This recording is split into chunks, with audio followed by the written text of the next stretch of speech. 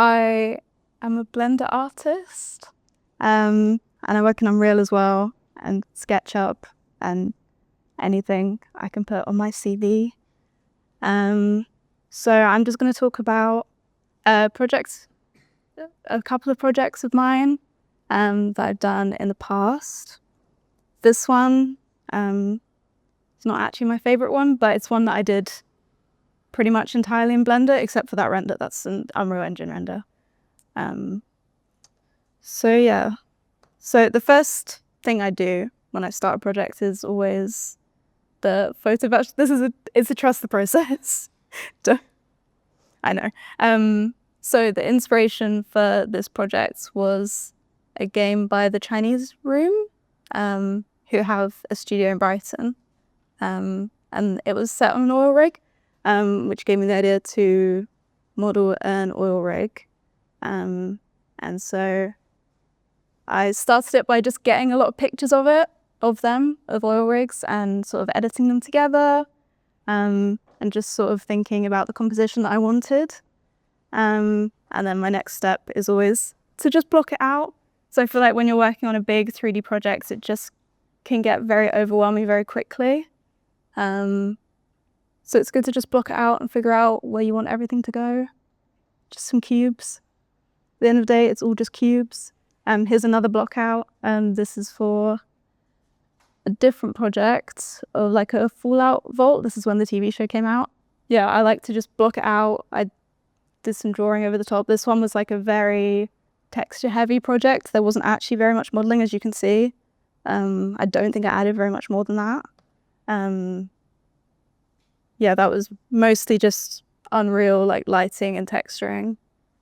But as you can see, like the block out is it's the early point. It's when you're just sort of trying to get an idea of what you actually need to do, because you can get carried away and you can just model loads of stuff and then think, I actually don't need all of this, and then you've just wasted your time. So yeah, that was that. And then back to this oil rig project, I thought I'd give you sort of like a close-up of what it actually is, because it was so far out. As I say, like, you don't need to model that much of it. This is all just cubes and cylinders, which is all 3D really is. There's the wireframe. It's so low poly. It's not high detail, but it's fine because it was just a silhouette mostly.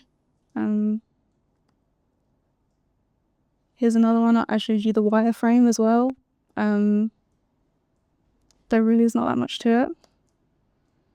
Again, it's just some cubes that you rotate, and you're just never close enough to actually see any of it. So it's fine. These are, again, Unreal Engine renders. I did try and render this one in Blender, but I'm not very good at doing that part of it. Some people can do it really, really well, but I've just always been more of an Unreal girl. So here's an example of a slightly more detailed asset. This is sort of a 90s office scene from a few years ago, but it's an idea of like a higher detail. That blanket on the back was using a cloth simulator, which I think is one of the coolest things that Blender can do. You just put like what's it called? Like a weight on it, let it go, and then it just falls like fabric, and it's really cool. So I think that's great. Here's another example. These are all from the same like 90s kind of scene. Again, it's just cubes and cylinders. It's very easy. This is a roll.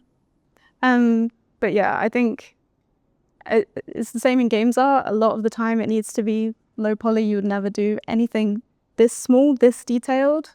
It's a tiny little thing on a desk. It's not that important. So I think that's a good thing to remember when you're in Blender. Like, you don't need to go crazy on the details. A lot of it can be textures.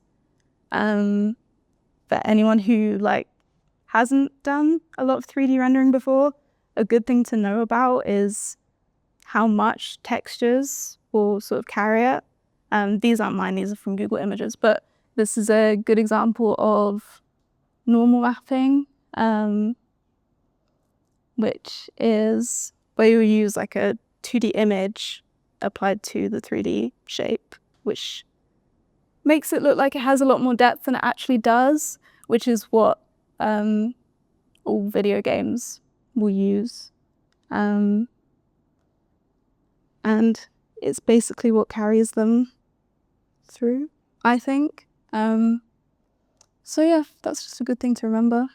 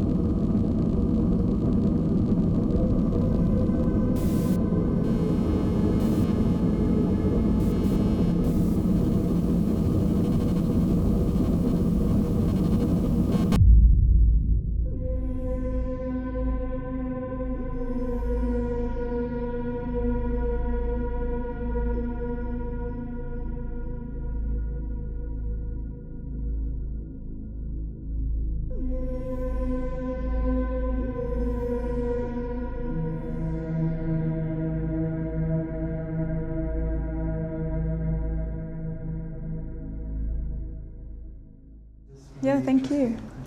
Thanks.